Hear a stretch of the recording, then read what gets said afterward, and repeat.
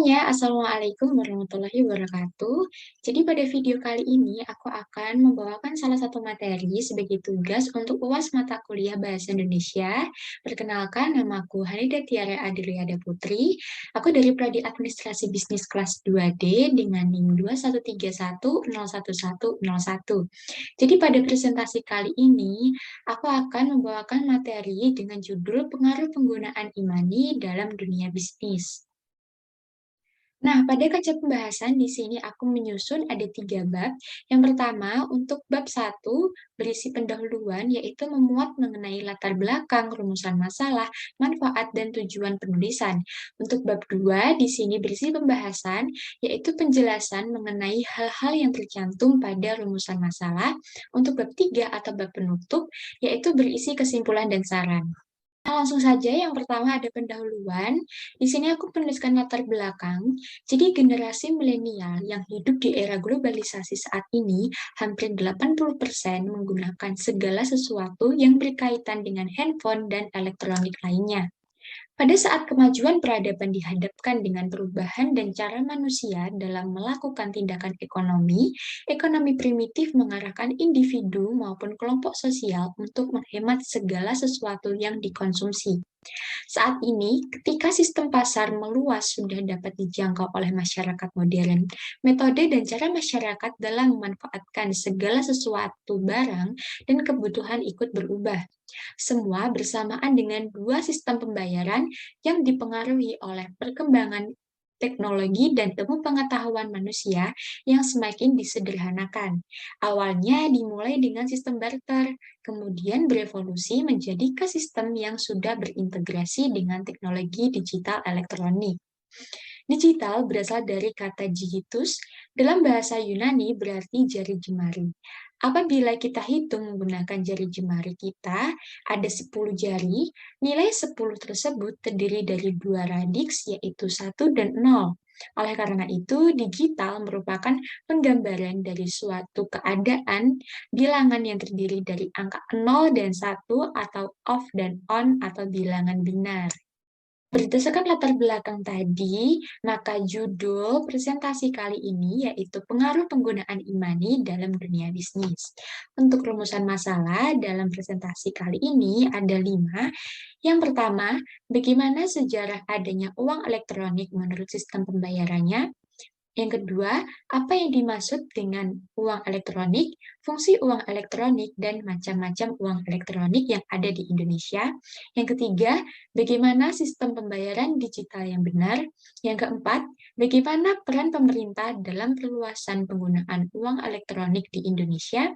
Yang kelima, mengapa penggunaan uang elektronik pada era digital 4.0 lebih unggul?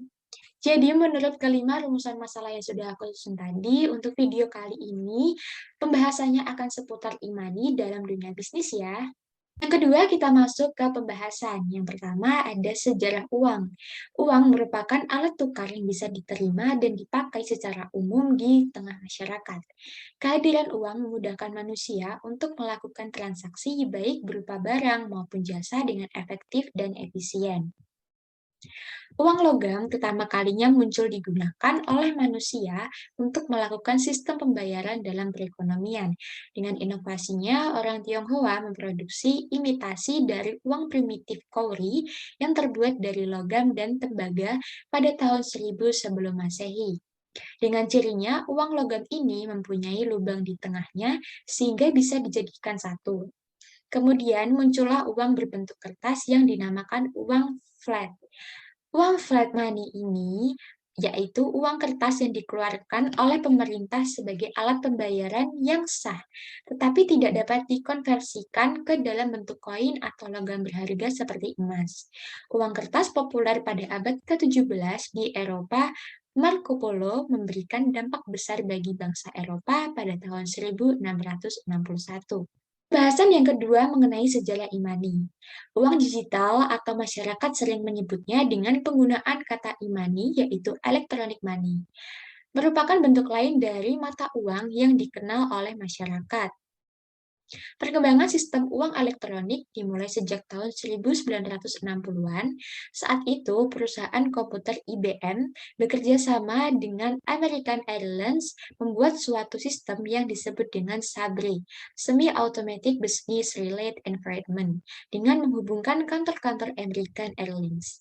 Sistem ini dipasangkan untuk memberikan kemudahan untuk memberikan informasi secara cepat dalam mengocok secara langsung jadwal keberangkatan, ketersediaan kursi, dan secara digital membuat pesanan yang kemudian bisa dibayarkan dengan menggunakan sistem kartu kredit. Berlanjut pada tahun 1970-an, bank di Amerika dan Eropa telah menggunakan mainframe komputer untuk dapat melacak pergerakan transaksi antar cabang dari bank lain. Sistem ini terbukti sukses melewati batasan internasional pertukaran kurs yang dibutuhkan. Perkembangan sistem uang elektronik tidak berhenti di situ. Kemudian pada tahun 1997, perusahaan Coca-Cola pertama kali menawarkan sebuah sistem transaksi produk mereka dengan menggunakan vending machine, menggunakan mobile payment, dalam artinya konsep penggunaan dan pemanfaatan uang dengan sistem pembayaran dengan media digital. Kehadiran sistem pembayaran dengan menggunakan uang elektronik pertama kali diperkenalkan dan digunakan oleh bank swasta di Indonesia, yaitu Bank BCA pada tahun 2007. Produk uang elektronik tersebut diberi nama Flash BCA. Baik, kita masuk ke poin B, pembahasan kedua mengenai fungsi dan macam-macam uang elektronik. Yang pertama, aku akan menjelaskan mengenai pengertian uang elektronik atau e-money dulu ya. Uang elektronik didefinisikan sebagai alat pembayaran dalam bentuk elektronik, di mana nilai uangnya disimpan dalam bentuk nominal angka di dalam sebuah media elektronik tertentu. Di Indonesia sendiri, penerapan uang elektronik sudah banyak digunakan pada sistem pembayaran yang sah, baik pada fasilitas umum, yaitu pembayaran tol, komuter lain, Transjakarta, merchant di mall, dan e-commerce online, bahkan pedagang kecil menggunakan metode sistem pembayaran dengan uang elektronik. Selanjutnya, untuk fungsi uang elektronik atau e-money. Fungsi utama dari uang elektronik yaitu memberikan kemudahan dan kecepatan dalam melakukan transaksi pembayaran tanpa perlu membawa uang tunai atau uang fisik. Tidak lagi menerima uang kembalian dalam bentuk barang seperti permen, akibat pedagang tidak mempunyai uang kembalian bernilai kecil atau receh dan sangat applicable untuk transaksi massal yang nilainya kecil, namun frekuensinya tinggi seperti dalam bentuk transportasi, parkir, tarif tol, dan pembayaran di gerai fast food. Lanjut ke macam-macam uang elektronik atau e-money. Yang pertama ada registered, merupakan uang elektronik yang data identitas pemegangnya tercatat atau terdaftar pada penerbit uang elektronik. Nah, dalam kaitan ini, penerbit harus menetapkan prinsip mengenal nasabah dalam menerbitkan uang elektronik yang tersimpan pada media service base atau e-wallet. Jenis registered ini adalah nominalnya 10 juta rupiah. Nah, yang kedua ada unregistered. Dia merupakan uang elektronik yang data identitas pemegangnya tidak tercatat atau terdaftar pada penerbit uang elektronik. Namun batas maksimum uang elektronik yang tersimpan pada media click-based, e-money, atau server-based, e-wallet untuk jenis unregistered adalah 2 juta rupiah. Yang ketiga ada reloadable, adalah uang elektronik yang dapat dilakukan pengisian ulang dengan kata lain apabila masa berlakunya sudah habis atau nilai uang elektroniknya sudah habis terpakai, maka media uang elektronik tersebut dapat digunakan kembali untuk dilakukan pengisian ulang atau bisa disebut dengan top up. Yang keempat ada disposable, adalah uang elektronik yang tidak dapat diisi ulang apabila masa berlakunya sudah habis atau nilai uang elektroniknya sudah habis terpakai.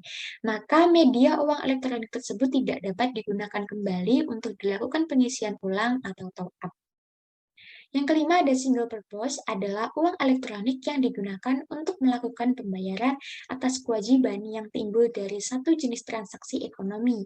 Misalnya nih, uang elektronik yang hanya dapat digunakan untuk pembayaran tol atau uang elektronik yang hanya dapat digunakan untuk pembayaran transportasi umum. Selanjutnya ada multipurpose, adalah uang elektronik yang digunakan untuk melakukan pembayaran atas kewajiban yang timbul dari berbagai jenis transaksi ekonomi. Misalnya, uang elektronik yang dapat digunakan untuk pembayaran tol, telepon, transportasi umum, dan untuk berbelanja. Nah, selanjutnya kita masuk ke poin 3, yaitu sistem pembayaran digital. Pembayaran digital adalah pembayaran yang berbasis teknologi dalam masyarakat.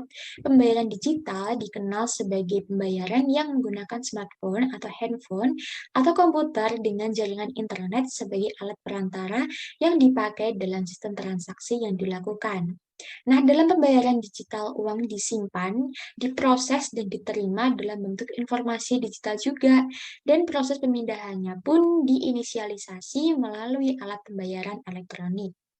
Sistem pembayaran digital memerlukan komponen-komponen utama antara lain aplikasi untuk pemindah uang, infrastruktur jaringan, peraturan dan prosedur yang memerintahkan dari kegunaan sistem tersebut.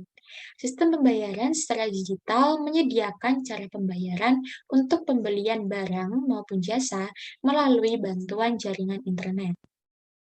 Nah, sebagian besar masyarakat Indonesia sudah menggunakan berbagai produk dan layanan keuangan digital di era digitalisasi saat ini. Di Indonesia sendiri ada beberapa jenis pembayaran dengan sistem elektronik yang digunakan. Nah, di sini aku sudah mengelompokkan menjadi 100% yang terbagi menjadi 4 sistem pembayaran digital.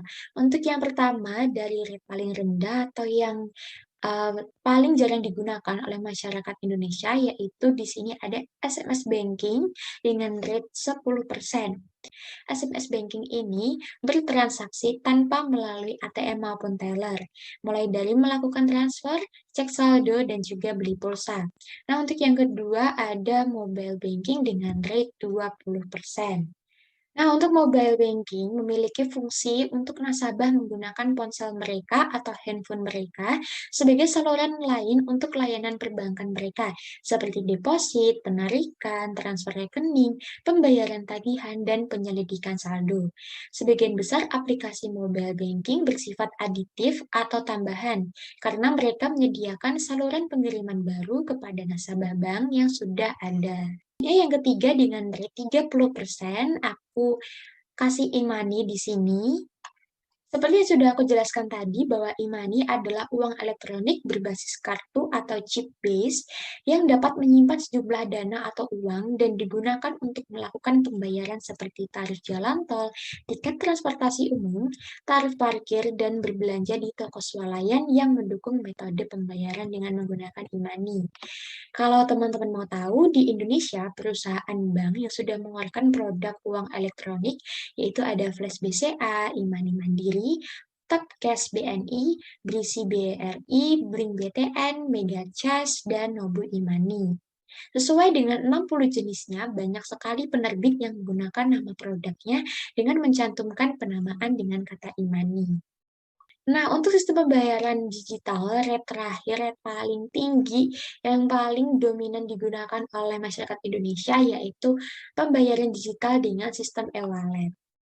E-wallet atau sering kita sebut dengan dompet digital, di sini aku kasih rate 40%. Untuk e-wallet adalah uang elektronik berbasis aplikasi atau bisa disebut dengan server base yang dapat digunakan untuk pembayaran online, biasanya seperti tagihan listrik atau token listrik, tagihan air, tagihan TV, tarif pulsa atau pembelian saldo pulsa, belanja di startup seperti Lazada, Shopee, Bukalapak, dan Tokopedia atau e-commerce lainnya, atau bahkan startup dalam bidang jasa ojek online seperti Gojek dan juga Grab. Selanjutnya, untuk poin keempat, kita masuk ke peran pemerintah dalam perluasan penggunaan uang elektronik di Indonesia. Dalam perluasan akses penggunaan uang elektronik di Indonesia, pemerintah melalui Kementerian Komunikasi dan Informatika atau Kominfo mempercepat transformasi digital melalui 4 kebijakan. Pertama, pembangunan infrastruktur telekomunikasi dan informatika yang merata dan berkualitas. Kedua, pengembangan teknologi pendukung mempercepat transformasi digital. Ketiga, pemberdayaan SDM atau sumber daya manusia dengan jumlah dan kualitas yang baik dan berkelanjutan.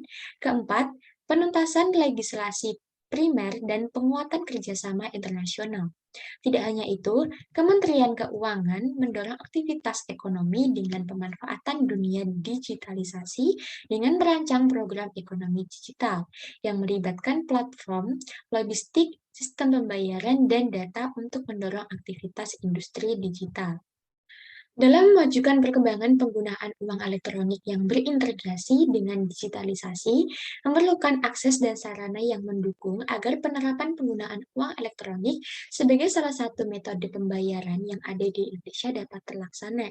Pemerintah mendukung penuh dalam peningkatan kualitas dan akses yang lebih luas agar program uang elektronik dapat diterima oleh masyarakat Indonesia. Nah, sekarang kita masuk ke poin terakhir atau poin kelima dalam bab 2 pembahasan. Di sini ada manfaat penggunaan uang elektronik pada era digital 4.0.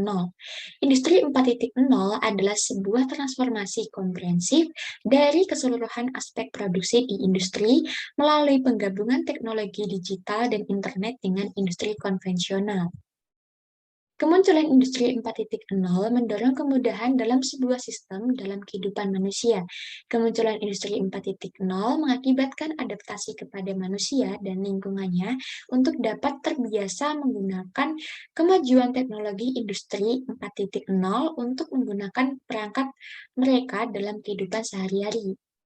Dengan begitu mudahnya jaringan internet saat ini, dimanfaatkan kehadiran uang elektronik atau e-money sebagai salah satu alat pembayaran modern di era industri 4.0. Dengan adanya kemajuan teknologi atau Internet of Things, memudahkan manusia menemukan yang diinginkan, memulai era baru dalam berinteraksi dengan menggunakan uang virtual atau uang non-fisik, dan kemajuan internet menciptakan transaksi antar tempat menjadi lebih cepat dan real-time. Perkembangan revolusi industri 4.0 sudah dimulai sejak tahun 1750-an dan terus berlanjut sampai saat ini dan mengalami perkembangan perubahan dari masa-masa sebelumnya. Revolusi industri pertama yaitu dengan penemuan mesin uap yang mendominasi revolusi industri 1.0. Inovasi berkembang dari sebuah kereta sampai mesin penggerak turbin. Pada revolusi industri 2.0, berlanjut dengan penggunaan mesin produksi massal bertenagakan listrik atau BBM. Kemudian pada masa revolusi industri 3.0 menuju era penggunaan teknologi informasi dan mesin otomatis. Dan akhirnya babak baru dunia memasuki revolusi industri 4.0. Perlahan semua berubah secara bertahap. Tren otomatisasi, pertukaran data terkini, komputasi awan, Internet of Things atau IoT, kecerdasan buatan atau Artificial Intelligence atau AI, dan semua hal virtual yang mampu memudahkan kegiatan operasional dari perkembangan yang bertahap di era saat ini, semua mesin sudah mulai berintegrasi dengan sistem jaringan internet. Uang elektronik atau e-money berbasis data chip-based merupakan uang elektronik yang penyimpanannya ditanamkan pada sebuah chip atau kartu. Nah, jenis uang elektronik berbasis data atau chip-based disebut e-money. Secara umum, masyarakat mengenalnya dengan e-money karena alat pembayaran ini sangat praktis digunakan atau berbentuk virtual non-fisik. Kehadiran e-money sebagai alternatif baru bagi dunia transaksi perekonomian modern saat ini, atau sebagai pengganti sistem uang tunai. Dengan kehadiran sistem uang elektronik, memberikan penyederhanaan sebuah sistem manual yang awalnya manusia harus bersentuhan dengan uang kertas maupun uang koin, kini beralih ke sebuah sistem dengan hanya menggunakan kartu, sebuah transaksi ekonomi berjalan dengan sangat mudah. Pengguna hanya dapat membutuhkan kartu yang memberikan kemudahan bagi penggunanya dalam melakukan kegiatan ekonomi setiap harinya. Nah, kita sudah masuk ke bab 3 atau bab penutup. Di sini aku akan menjelaskan mengenai kesimpulan. Jadi kesimpulan pada presentasiku di video ini yaitu uang atau e-money merupakan uang digital yang saat ini sudah diterima oleh semua masyarakat di Indonesia. Dengan menggunakan uang digital atau e-money, masyarakat akan lebih mudah dalam melaksanakan kegiatan perekonomian sehari-hari. Perkembangan sistem uang elektronik sudah dimulai sejak tahun 1960-an saat perusahaan komputer IBM bekerja sama dengan American Airlines untuk membuat suatu sistem yang disebut dengan SABRI.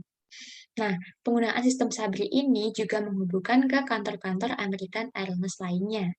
Dan penggunaan uang elektronik ini akan berlangsung dan terus dikembangkan ke masa-masa yang akan datang. Untuk macam-macam jenis pembayaran uang digital sudah aku jelaskan tadi, ada e-money, ada dompet digital atau e-wallet, dan juga mobile banking. Dalam perluasan penggunaan uang elektronik ini, pemerintah juga turun tangan melalui Kementerian Komunikasi dan Informatika atau Kominfo untuk mempercepat transformasi digital melalui 4 kebijakannya tadi. Ada pembangunan infrastruktur telekomunikasi, ada pengembangan teknologi pendukung, ada pemberdayaan sumber daya manusia agar semakin berkualitas, dan yang keempat atau yang terakhir ada penuntasan legislasi primer dan penguatan kerjasama internasional. Nah, sekian materi yang dapat aku sampaikan pada presentasi kali ini. Semoga apa yang aku sampaikan dapat membantu kalian dalam menambah wawasan dan juga bermanfaat untuk kalian. Terima kasih sudah menonton. Sekian dari aku. Wassalamualaikum warahmatullahi wabarakatuh. Sampai jumpa lagi.